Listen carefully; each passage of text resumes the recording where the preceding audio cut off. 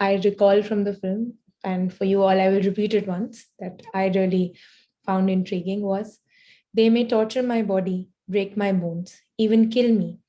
Then they will have my dead body, but not my obedience. This was a very strong takeaway for me, and this will stay with me for long. And with this, we have come to an end to our screening for Gandhi. I hope you all enjoyed it as much as I did. We will now move on to our interactive question and answer session with our expert of the day, Professor Geeta Dharampal.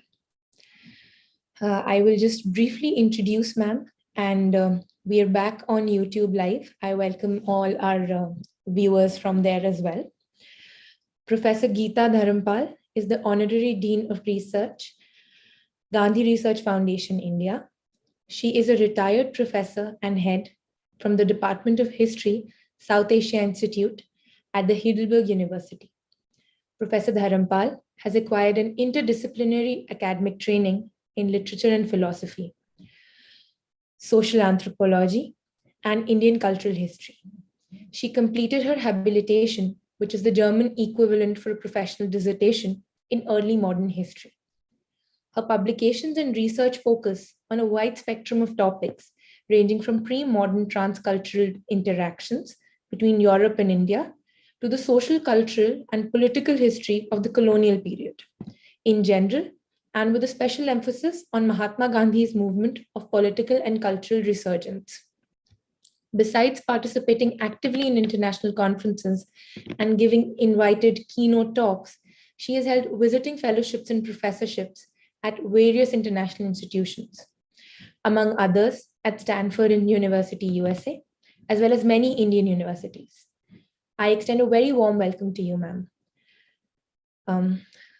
We will just shortly hear from her. Yes, thank you very much indeed. This is a really special treat for me to be able to interact with such a wonderful audience about a wonderful film. I'm really looking forward to your questions. Your questions will certainly be good. Whether I have the right answer is another matter, but I see lots of young faces, and that you are watching this wonderful film is really great. You know, the film has been around for 4 decades. That's nearly half a century. And that's when I saw it. You see, I'm a little older than you, and I saw it for the first time when it was released in 1982. So that's 40 years ago, almost. Yeah, right. Well, I look forward to hearing your questions. I mean, it's been a very popular film, and I'd like to know your takeaways. Please, so just shoot your questions, and we will interact. Then I will understand what you've understood from the film.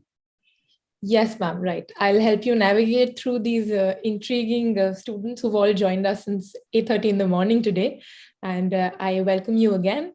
To kickstart the discussion, if I may pose one question of my own, a very basic thing that I was wondering actually, ma'am, that there are so many adaptations of the film on Mahatma Gandhi, but none has been as decorated as this one.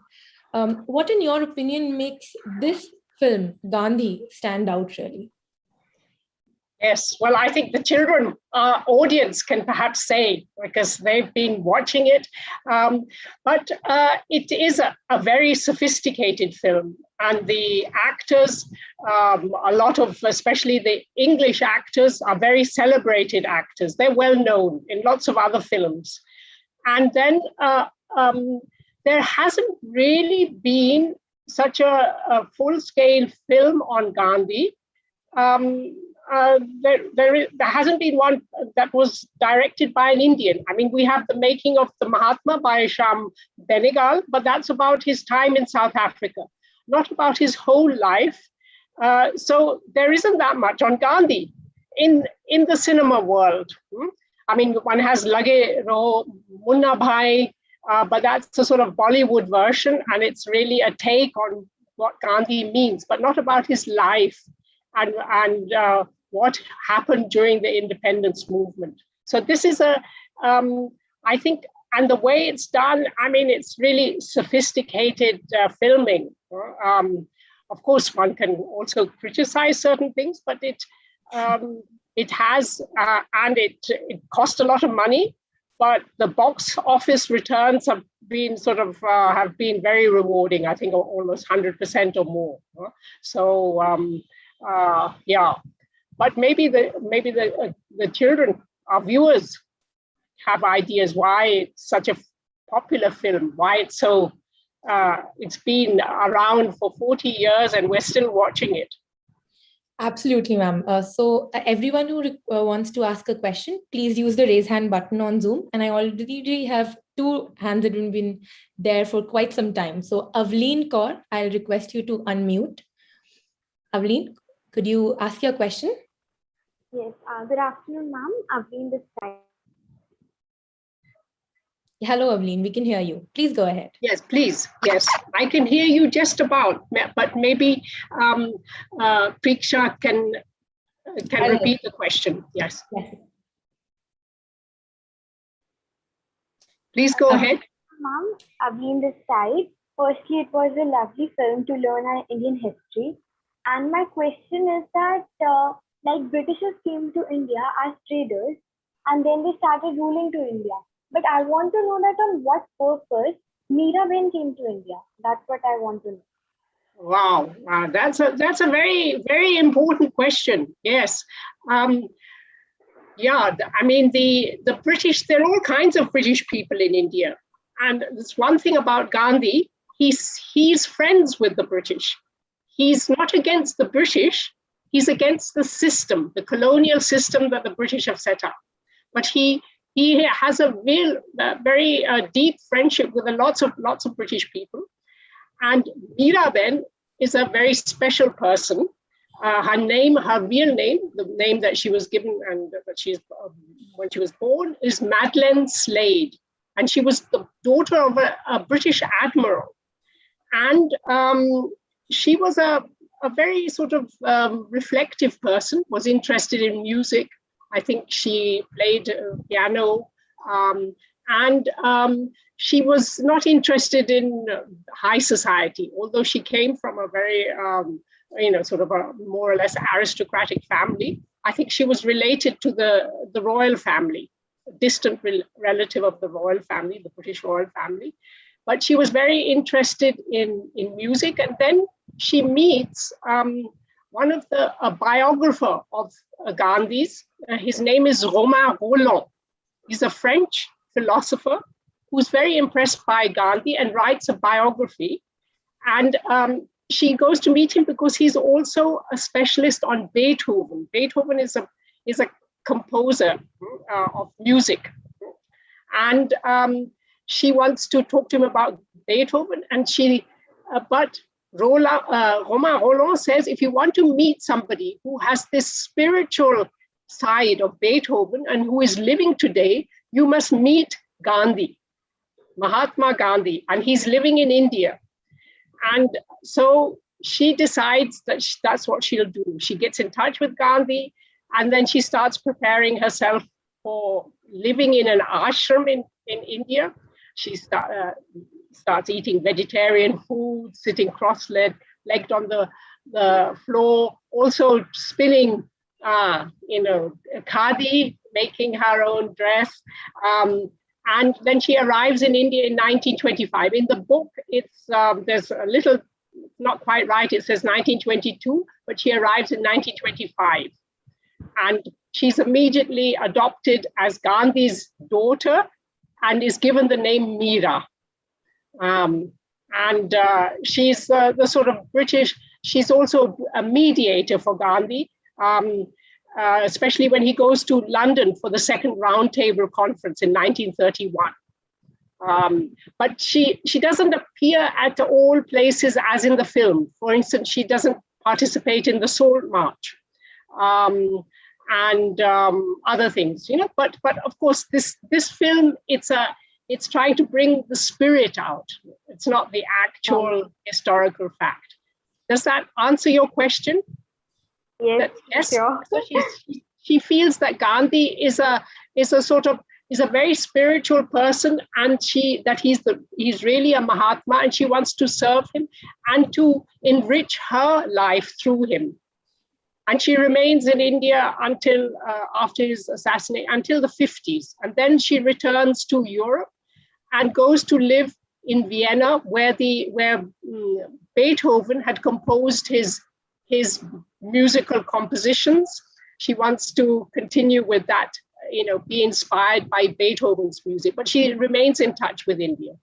And for me, I know all this because in a way, she was a bit like my adopted grandmother, because my father, he was a Gandhian. He worked with her in her ashram that she set up towards the end of Gandhi's life, and then continue it after that. And I met her several times and stayed with her when she was living outside Vienna. So this was a very special question also for me. Thank you. You must have a sixth sense. Those are such beautiful insights. Thank you, Avleen. I've got so many hands up, ma'am. Yes, please. Well, I'll go to Ritisha from Ritisha SV. Ritisha, could you unmute yourself? Yes, ma'am. Please go ahead. Hi, we can hear you. I have so many questions to ask. And, what's the most favorite one out of them? Go ahead.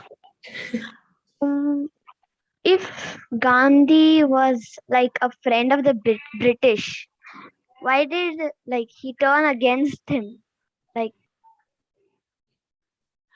Yeah, that's very important. But as I said, he remains friends with the British. He's against the system, the colonial system, which is making India poor. It's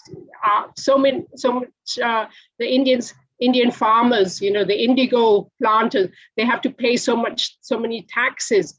Then the British Army, where they're Indian soldiers, they behave brutally. They kill people, like in the Amritsar massacre. So it's because of the violence of colonialism that the British have established in India, that he's against the British system, but he tries in his negotiations, he tries to appeal to the British and to make them feel that he's their friend. Do you remember when he's invited to see the Viceroy after the Salt March, and Viceroy Lord Irwin, and then he says, I've probably caused you a lot of trouble, but I want us to be friends as men. Do you remember that? I think he says, I want to be friends. And then the Viceroy invites him to attend the Second Roundtable Conference. And then at the great trial, this judge, Bloomfield, I think his name is, he says that he's only doing his duty when he's sentencing Gandhi to 6 years imprisonment. And he says, but if there's any opportunity to reduce this sentence, he would be the first person to do it, or he would be so happy. You can see that the judge, the British judge, really respects Gandhi, but he's part of the British legal system. And so Gandhi has disobeyed the law. And Gandhi himself says, you must sentence me. I plead guilty because I've disobeyed your law. But I am acting according to a higher law. My sense of justice is my conscience, and for humanity. I don't believe in this colonial system of law.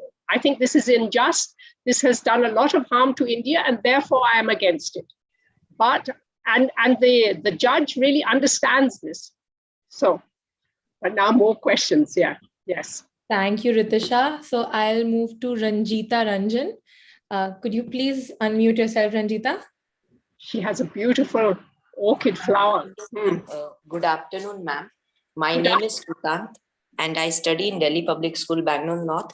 Ma'am, first, I would like to say that my biggest takeaway from this session is to practice non-violence in my daily life, because nowadays I see everywhere we can see violence and conflicts. And ma'am, my question is, how can my generation be motivated to follow Gandhiji's practices? Wow, that's really a fundamental question. Yes. How? It's very important. What you've decided, Gandhi said, be the change you want to see in the world. So before you want to change anything, you have to do it. So that you say that you want to practice nonviolence, that's the first thing. And then by showing, and if there are people who are being violent, you should not reject them, but try and persuade them that non-violence is the way. And your example will be more will persuade them. And if you can do good things to them, you don't have to turn the other cheek and that, but you try and show you can give them your hand. You'd like to understand them, and they should understand you. And then one can be nonviolent also in the way one lives, by not consuming, buying too many things, buying too many clothes and expensive food and going on expensive holidays. That's not necessary. Gandhi believed in simplicity, and he felt that also poverty was an extreme form of violence. So one should try and help also the poor people who are living around us, show them respect. And then if there's any way that you can help them, maybe by giving, not necessarily money, but, clothes or food. And that would be the first way. And then maybe you can do something at your school. There's if this is done in an institution, you can set up a group among children who are thinking along the same lines, and your teachers would probably help you. I think that would be a very good way to start. And then you could even write to Prime Minister Modi and say, this is what you're doing in the 75th year of independence, and maybe he will be supportive, because politicians always like to know that the youth are with them. And then, this would be a start. Okay. What a wonderful suggestion, ma'am. I think you've given her a way forward along. Right. Thank you. It's yeah. So, the number of hands up is increasing. I'm really confused on who to pick up. Well, I'll take up Ranjeeta Singh. He's been there. There's enthusiasm. Gandhi would have liked this. Gandhi loved children. He really loved children. Yeah. So tell me. We'll appreciate it on his behalf. Yuvraj, could I please ask you to unmute? Thank you, ma'am. First of all, good afternoon, everyone. My question about the movie is that when Gandhiji was meeting with the Indian immigrants in South Africa, what was the feeling or emotion in his speech that made every person filled with courage over there? Was it all about a positive approach of Gandhi or something else? Yeah, that's very important that you go back to South Africa, because in South Africa, Gandhi learned. Gandhi was a rather shy person before that, and he learns how also to do public speaking and how to make an impression on the audience. So I think the people in the audience, they felt that this man means what he's sincere. He has integrity, and he wants to support us. He's against this injustice, but he doesn't want to go about it in a violent manner. But he thinks that we should have self-respect, our own dignity, because the legislation that they were criticizing was called the Black Act. It was requesting Indians to give their fingerprints Now today, everybody, you have to give your fingerprint for your Aadhaar card and that. But at that time, it wasn't so universal. It was just prisoners who had to give fingerprints. So the Indian immigrants were being treated with disrespect, almost as criminals. And so one was against this. And but there's you saw that in the meeting in Johannesburg in the Empire Theatre. There are people of all religions. The Hindus, Muslims, but they're Jews and Christians. And there's one man in the what actually happened was that while Gandhi was speaking, an elderly Muslim stood up and he says, I take an oath in the name of God, of Allah, to take this oath that I will not obey this unjust law. And until then, it wasn't very religious.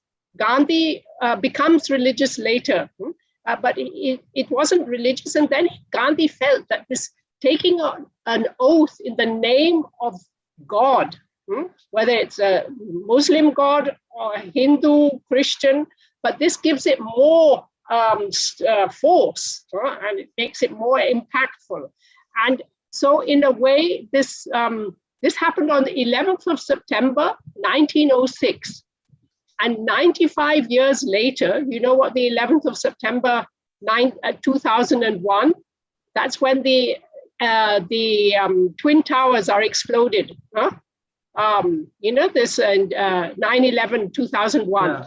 So on the 5th anniversary of 9/11/2001 in New York, there are a group of Americans, lots of Americans come together and other people as well, and they show this Gandhi film in the place opposite Ground Zero where the Twin Towers had stood, because they say that Gandhi wanted to do away with injustice, but in a non-violent way, through satyagraha. And so satyagraha is considered to have been born on that day on the 9th of September, on the 11th of September, 1906. And it was the centenary of this satyagraha, the birth of satyagraha, in 2006.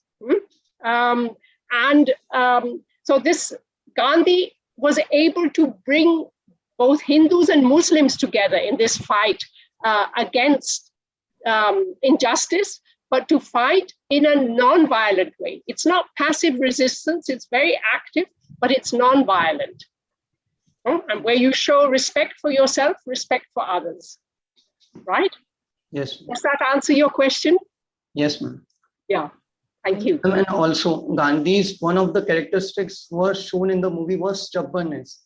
Was this stubbornness highlighting his positive thinking, or it was just a general ethic of his life? I think he's stubborn because he believes that what he knows and thinks is right.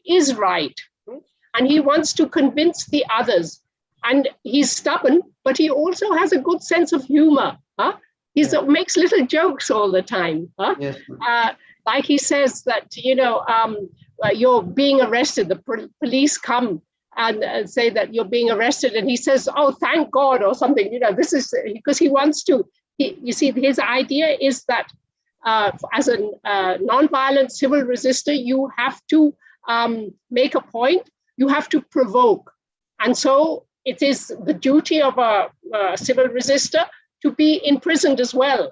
And then people will arise. You see, then the masses come because they know that their leader is in prison. But they will then protest, will continue with the movement, but in a non-violent manner. Right. Well, thank you, ma'am. I'll move next to Chaitali. Could you please unmute yourself? Chaitali Dhabhai. Good afternoon, ma'am. Chaitali this side. Yes, hello. Yes. My question is, I'm very keen to know why did Miraben said that Gandhiji think that he has failed at the last part of the movie? Yeah, yes. I mean, this scene was, Miraben wasn't there at the end She was in her ashram near Rishikesh. But that's beside the point.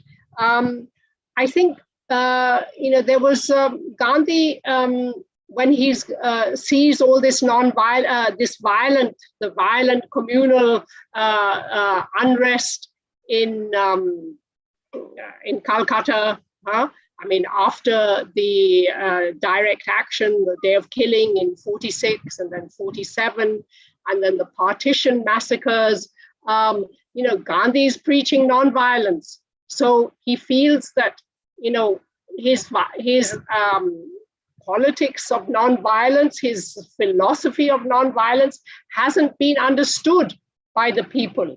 But, the forces were too great. There was too much tension and conflict and negative feeling. It was difficult. But I think Gandhi, at different times, maybe even when he dies, he doesn't condemn the assassin, Godse. He says, "Hey Ram, oh God." So in a way, and he felt that it was time for him to go. I mean, he felt that this was going to happen. So I think Gandhi does feel a little bit down, depressed, but then he wants to, he's going to his prayer meeting. He's had a long day. I mean, he get up at 4 or between 4 and 5, doing various things, meeting people, he feels that this is important. Giving his message of nonviolence and trying to bring about harmony in these times after partition, because in Delhi there were also refugees who'd come from Pakistan, Hindu refugees, and there were still some Muslims living there. And then, of course, there was a lot of tension between the two. And he's trying to say that, the Muslims should be accepted as citizens of India. This is their home. And we should also accept Pakistan as our neighbor now. I don't think he felt that he'd completely failed. I mean, there are various interpretations, but he felt that he'd sowed the seeds of nonviolence and that this would continue and this would bring fruit. That he always said that this will never vanish, and that in the end, nonviolence succeeds.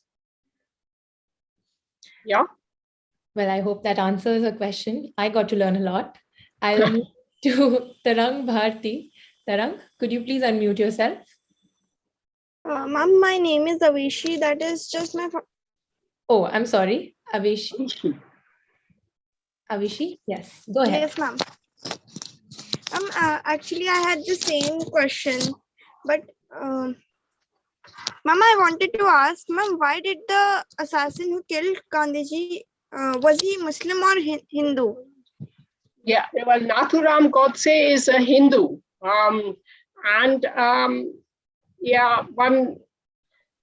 You see, he felt that Gandhi was being too conciliatory. I mean, he was giving in to the Muslims because Gandhi wanted to bring about Hindu-Muslim unity and harmony, and he felt that the Hindus were a majority. They should make the first move, and they should make the Muslims feel at ease. The Muslims shouldn't feel frightened because this is a Hindu majority. And then he was against partition. But then when it had happened, he said that we have to deal with Pakistan properly. And you see, there was this a financial settlement that had to take place. The money that was there with the British Indian government should then be divided between India and Pakistan. And the first the first battle or first military confrontation between India and Pakistan had happened over Kashmir. So people were not really in India, in the government too. They weren't very keen on giving, sharing the budget. I mean, the little finances that they had with Pakistan, with the Pakistan government. So, but Gandhi said this was the fair way to go about it. And so he went on this fast, and until the government, the Indian government, then agreed. And he wanted Muslims to be treated as Indian citizens. They should not feel frightened in India. And he wanted also to go to Pakistan to say the same to the Pakistan government, that they should treat the Hindus that had remained in Pakistan as citizens of Pakistan, and that they should feel that this is still their home. So, but Godse, he felt that this Gandhi is he's making too many concessions for the Muslims and also for Pakistan, and through his non-violence, he's making India a weak nation. You know, Godse belonged to a group of people who wanted to have a strong military, and they thought that through military might you could assert yourself, which is the way of the world in a way. I mean, you see now, and there's with the nuclear armament and all that. But Gandhi was trying to show that there is another way that is more human, and that can last, that has more duration and has much more meaning. And there we are, not only we show acceptance to our fellow people, but to nations of the world and to nature and everything. You know, it's a much more harmonious way to live, to structure your existence. I mean, like the previous speaker who said that he wanted to adopt nonviolence, I think he's understood. Yeah, yes. I guess there was a lesson for realism also over there. Yes. I mean, it's one still has this faction, and Gandhi is being criticized, you know, for making India weak. But Gandhi didn't want Indians to be weak. That you can be. He said you can be. You have to be stronger as a non-violent protester. You have to have a very strong will, and you don't fight back. But that shows your strength, your inner strength, your moral strength. Well, with the persevering hands over here, I'll move to Aditya now. Aditya, could you unmute yourself? Yes, ma'am. Please go ahead. Yes, ma'am. I want to say that if Gandhi take the process of non-violence for making if Gandhi take the process of violence for making Indians independent, then I think that it will be more faster to make Indian independent. Yeah. Yes. I mean, there were people like Subhash Chandra Bose who thought that, you know, this way of using the military and to join forces with Japan, that was a way. And so, you know, he forms the Indian National Army, the INA, and all that. But as you see in this film, Subhash Chandra Bose doesn't play a role. He's not even there as a character. So violence is not considered as an option by Richard Attenborough. And Gandhi did not consider it to be an option. It may bring you short-term gains, but he felt that if you use violence to achieve your freedom, then there are going to be too many negative feelings, you know, and the nation that you build will have a whole lot of, I mean, it won't be based on loving your neighbor and have harmonious relationships in the society. There'll be a lot of tensions. And he felt that this would be not much difference, would not be very different to the colonial system, the British colonial system that was built on violence. But he wanted India to be a non-violent society, and it should be also a society that looks after the poorest of the poor, and it's built up from the grassroots, from the villages to the cities, not as it then happened from the cities to the villages, because he felt that was a way of violence, because it's in a way suppressing the individual and not taking care of the poor people. Just as he says in the movie, ma'am, the dialogue was, I think poverty is the worst form of violence. Yeah, right. Yes, he says that. Yes, in the dialogues, there are a lot of really true things that are being said very simply, and sometimes with some humor as well. And I think that's why the film has caught the popular imagination. Absolutely, ma'am. Yes. Yeah. Well, Aditya, I hope you give non-violence a chance now after this explanation. Yes, okay, ma'am. Thank you, Aditya. It's not easy, but you keep trying. Right. Okay. I'll move to Deepali Singh now. Deepali, could you unmute yourself?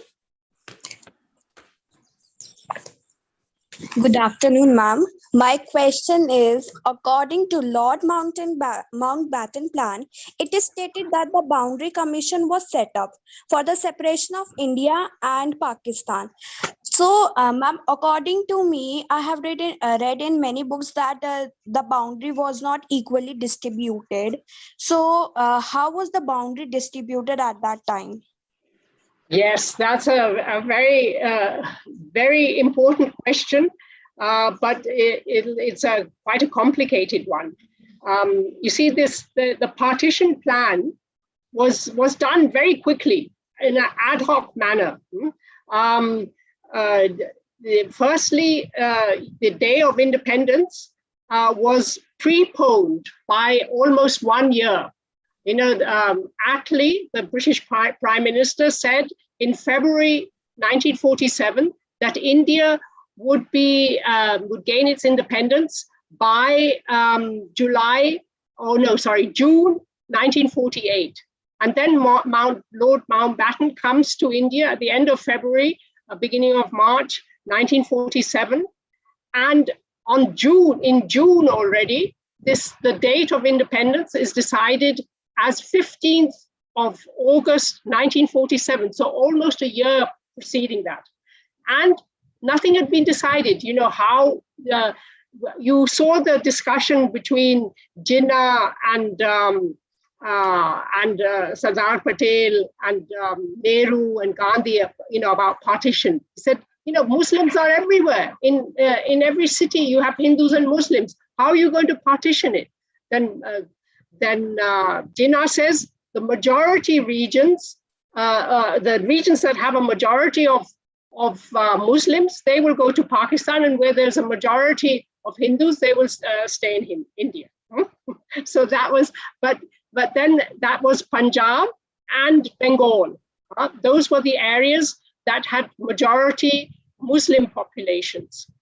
But there were also lots of Hindus. It was sort of 53 to 47, something like that, percent.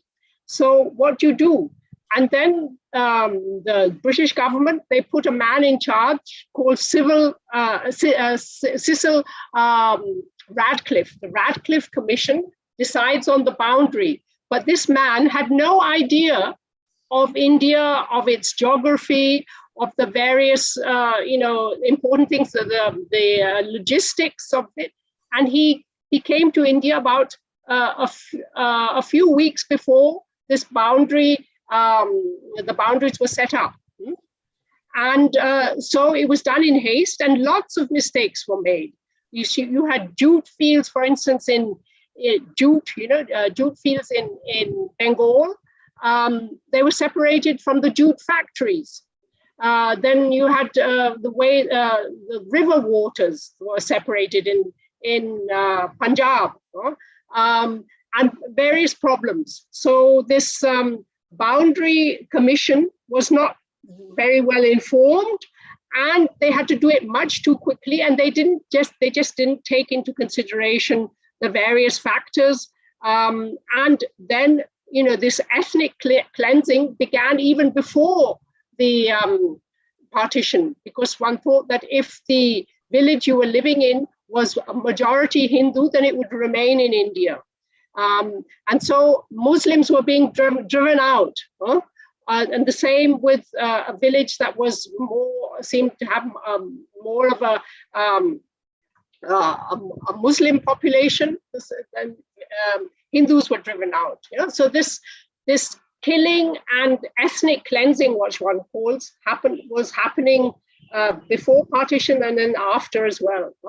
Also because the boundary, one didn't know whether one was in Pakistan, was on the right side of the border in India or in Pakistan. One didn't know whether one's village was there, where it was, because the boundary was the actual boundary line was declared after independence. So, and you have independence on the 15th of August. On the 16th, it was made known. So there was this uncertainty, and that's why there was all this tension. Do you understand? Yeah? Does that make it clear? I hope it does, ma'am. I think Deepali is not unmuted. So, I see. Yeah. But that was quite comprehensive, and in fact, so many details. Oh, she did. Yeah. Well, I'll move to Anshuman Chandra. I'll request you to please unmute yourself. Yes, ma'am. Please go ahead. Ask your question. Ma'am, I was asking that, as you said, Nathuram Godse killed Mahatma Gandhi.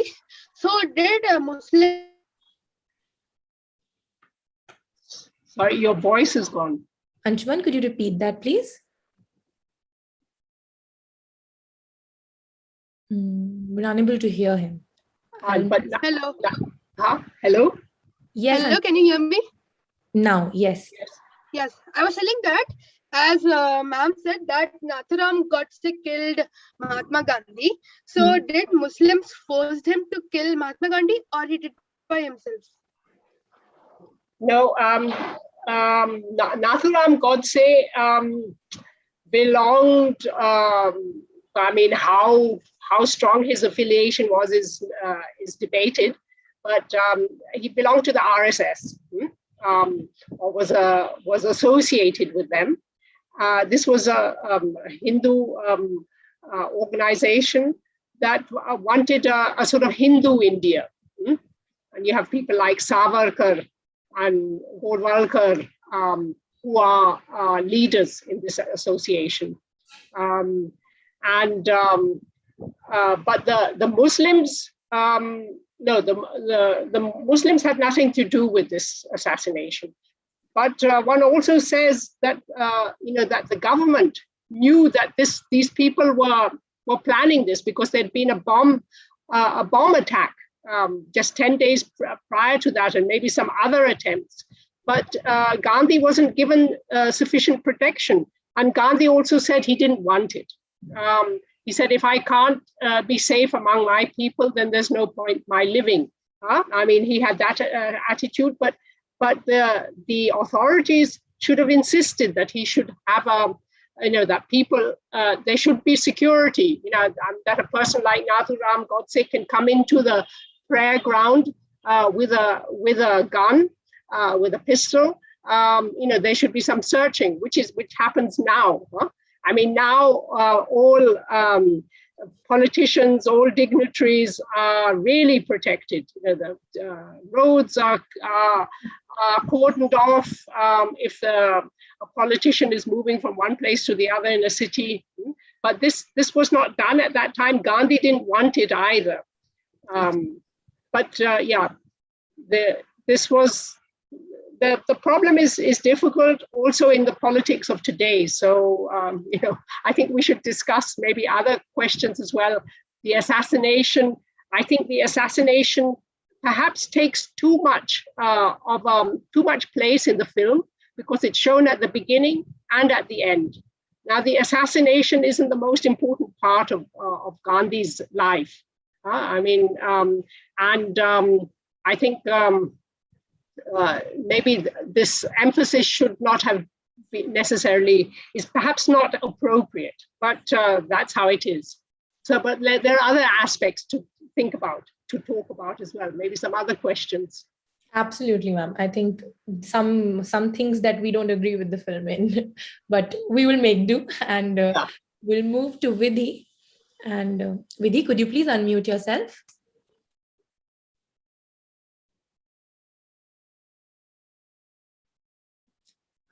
Vidhi, can you unmute yourself? Vidhi Singh? Okay, let me try someone else then. Sanjana Routh, your hand is up. Could you please unmute? Yes, ma'am. Hi, yes.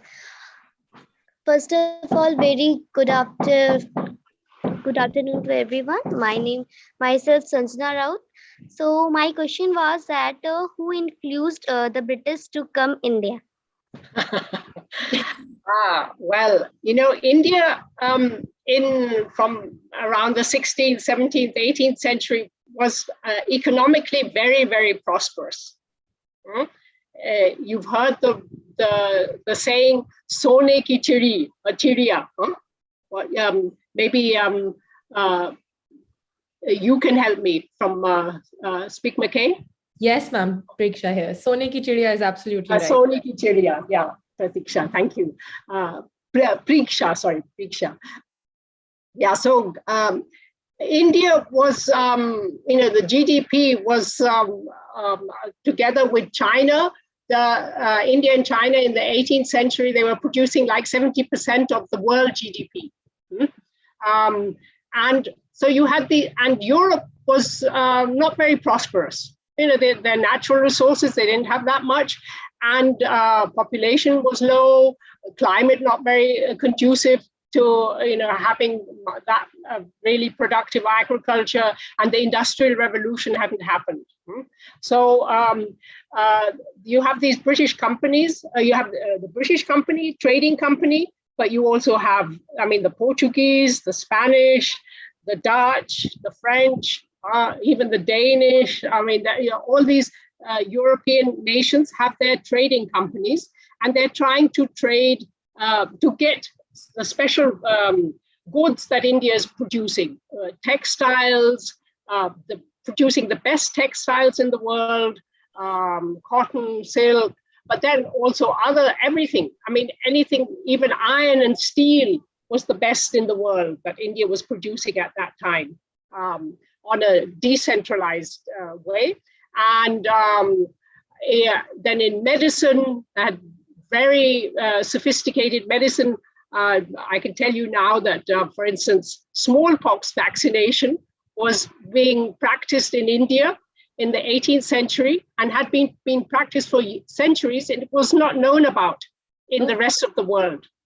So India had not just economically, it was very productive, flourishing, but also scientifically. The knowledge base was very high.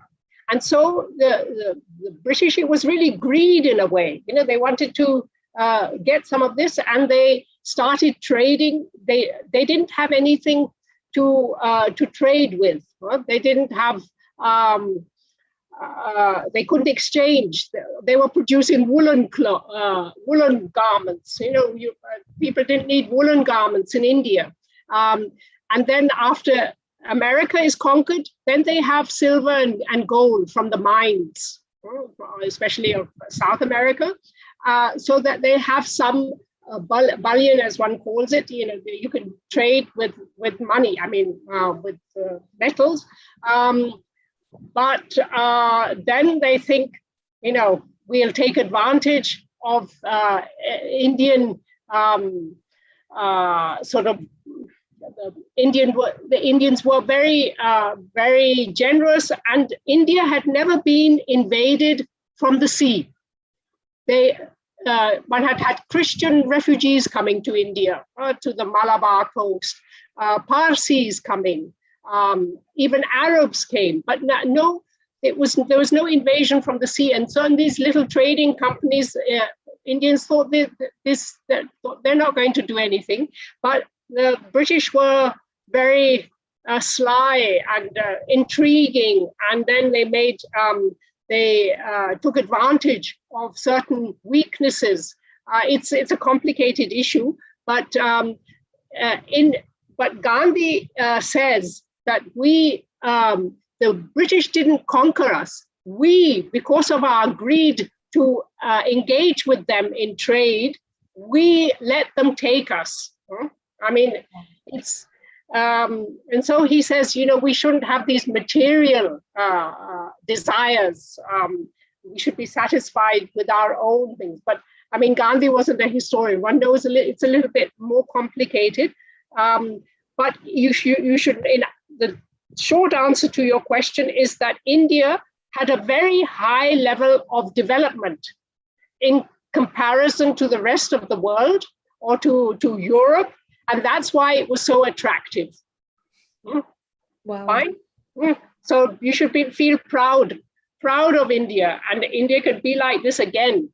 One shouldn't feel that it was underdeveloped and therefore the British, you know, developed it, and that this is also, Gandhi says, you know, the British have only brought, their rule has been of a disadvantage to us. It's made us weaker. Absolutely, ma'am. Yeah. This is definitely a point that we should take into consideration. Yeah. If you permit me to take one last question, I'll take it from Rishika Raghav then. Rishika, go ahead. Please unmute yourself. She's been waiting. Yes. It's a pleasure to meet you. My name is Rishika Raghav and I'm from National Victor Public School, Delhi. And ma'am, my question is, what encouraged Mahatma Gandhi to go on the path of non-violence?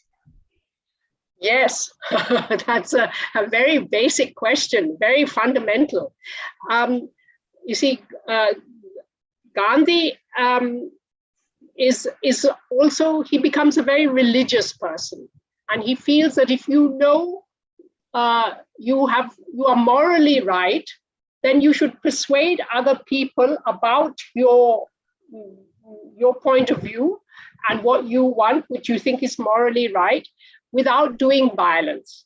And he said that your truth and non-violence are on the same level. That if you have the truth, then you can persuade other people about the truth in a non-violent way. If you do it in a violent way, then through violence you create more violence, and then your truth becomes untruth. It becomes falsehood. And he said that non-violence and truth is equivalent to God. He said Satya is like God. And ahimsa, Satya and ahimsa is you're showing your faith in God, and that he felt that that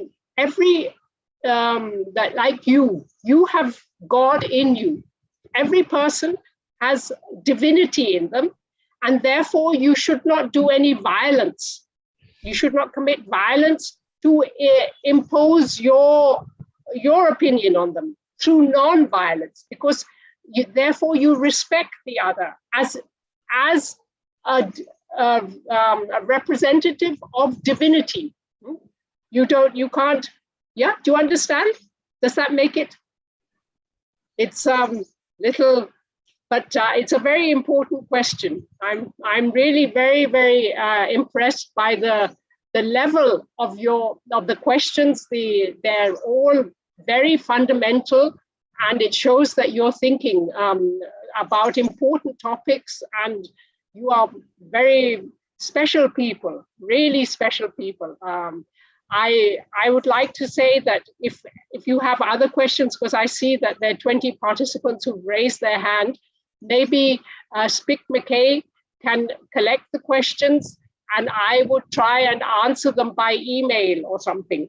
That is such a kind gesture on your part, ma'am. We will definitely do that. Yes. And I think maybe the children can also know about the Gandhi Research Foundation, and there one can get more information about Gandhi. We have a big library, and maybe they could come and visit us that once it's possible to travel, one can also stay here.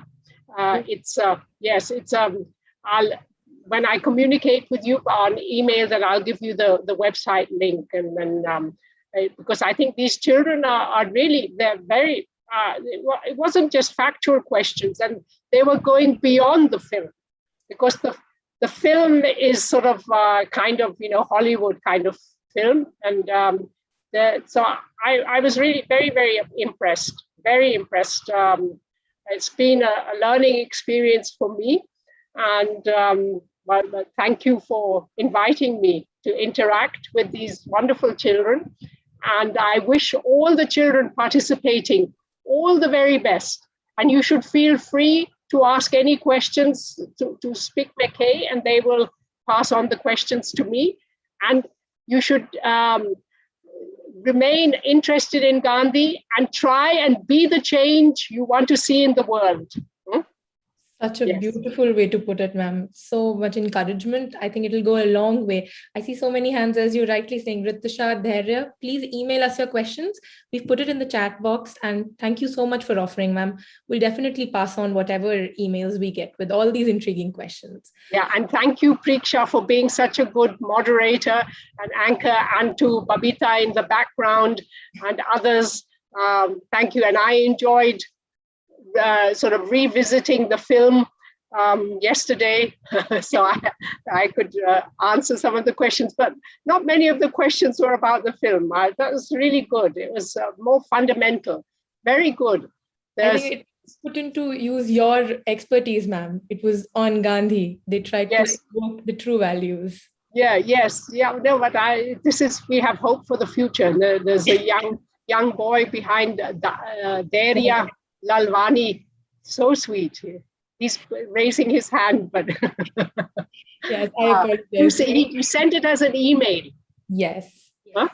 Please, yes, definitely there. I'll wait for that email from you. Thank you so much. You have my email, I think. Yes, ma'am, I have it. We've passed on. So all the children who have raised their hand, they should send you the email. Huh? They or on the chat box. I don't know how you will organize it. You're in charge of the logistics. We'll coordinate, ma'am. I'll make it happen. Yes, wonderful. This was really a very, very worthwhile initiative. Yes. Thank you. I wish you all the best. Yes. Thank you, ma'am. I will just take one more minute of your time and just extend a deep thank you to you for all the support that you've given us. There has been such great encouragement. And I think all your answers had that interdisciplinary academic touch to them that comes from years in the field. Thank you so much for sparing the time to join us. On behalf of SPIC MACAY, Professor Kiran Seth, and all our volunteers who've been tirelessly working in the background.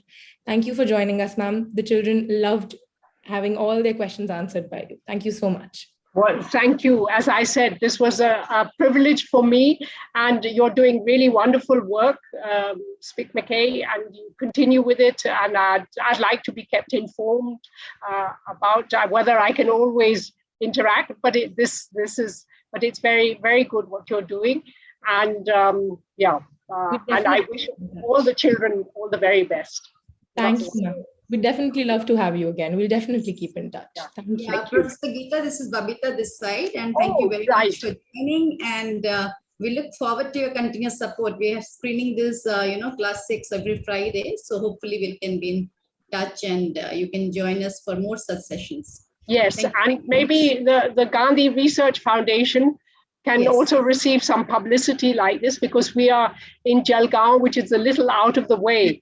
But it's really a wonderful Gandhian initiative, and there's actually I just wanted to tell you that we also have a Gurukul Anubhav scholarship scheme where we send students to inspiring inspiring personalities and inspire ashram like to have an ashram like experience. So maybe we can think of tying up with your foundation and maybe send some students over there also. That would be a very good, and we have the logistics. The accommodation is provided in a very pollution-free campus, very safe, and there's a dining hall and all that, vegetarian It's sort of Jain vegetarian, very nice, very quiet, and but we have all the the material on Gandhi, very good library, and so young children can come, but they should perhaps have somebody who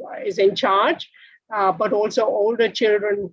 But of course, I feel especially privileged to be interacting with such young children. There were some of them were sort of from the 5th to the 8th grade, right? Yes. They definitely surprise us with their questions, actually. Yes, really, very fundamental. Yeah, I hope they continue thinking like this, and I would be happy to answer questions and to put them in touch with other or to tell them what they can read or things on YouTube. Yeah, absolutely. We have a long-term association chalked out with you now, ma'am. Yeah, right. Yes. But now I think you must be tired, and the kids too after 3 years.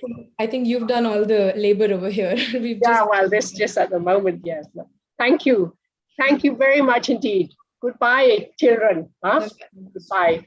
Bye. Goodbye. Bye. Well, as Dr. Professor Geeta disconnects, I will just introduce you all to the events that we're going to have further. Ananya, could we please show the posters for the further events for the day? And meanwhile, I also thank all of you in the audience, all our dear students. You've been so enthusiastically participating. It's been a beautiful day having you all with us. So, we have for you in the coming sessions, if the poster is clear to you, we will have, Ananya, I'm so sorry, the poster is not a little clear to me. I will just take a minute and take out a copy. We will basically be breaking now for your holistic lunch. And then from 3:30 onwards, we will have the inaugural ceremony, which will be followed by an evening concert, 6:30 onwards. So I'd request you all to please go ahead and have your holistic lunch and then join us back at 3:30 for the orientation ceremony. For you, your teachers, as well as your parents. We would love to have them also. So thank you so much. And just one more reminder, for all of you interested in these cinema classic screenings, I'll remind you that every Friday, we have a screening from 6 p.m. onwards, where we have a different cinema classic every Friday with a new expert, where we discuss the film in a similar manner as we did today. For the next coming Friday, we will have the film by Mr. Adur Gopalakrishnan-ji. Sorry. Oh, I'm so sorry. We will be having Ghata Shraddha by Girish Kasharavalli-ji at 6 p.m. on Friday. Thank you so much for correcting me. Okay, no problem. Yeah. And all of you are requested to join, and all of you are also requested to join today afternoon at 3:30 for the orientation, which we're having for the week-long online web convention, which is Anubhav 3. Please do join along with your teachers. And in the evening, as you have seen, we have the evening concerts by Parveen Sultana ji in Hindustani vocal, and we have Nadaswaram by artists. I'm sorry. Yeah. So we have followed by Nadaswaram. Nadaswaram. So, yes. Yes. 6:30 onwards. Yes.